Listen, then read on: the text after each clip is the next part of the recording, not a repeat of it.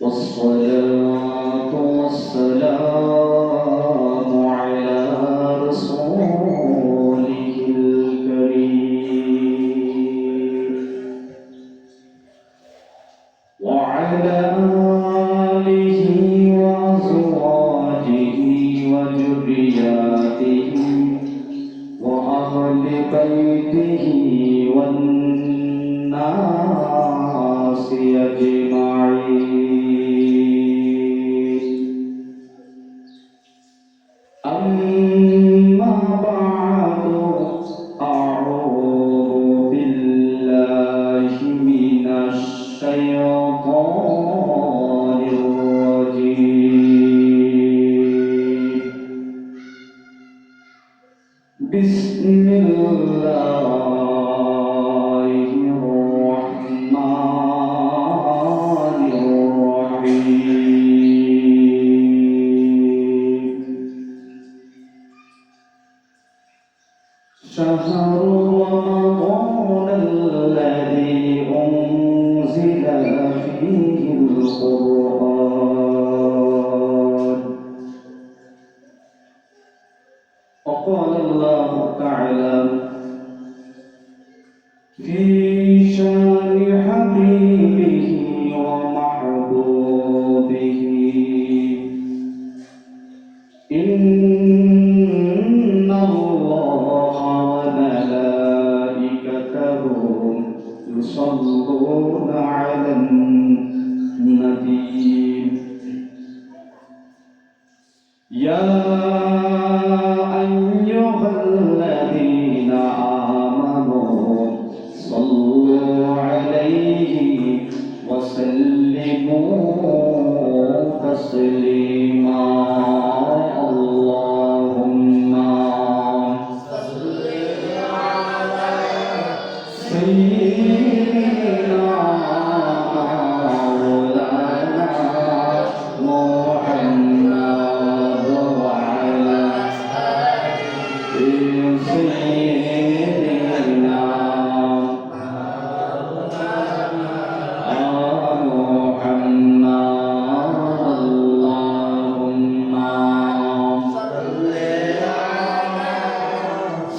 سيدنا مولانا محمد وعلى آله سيدنا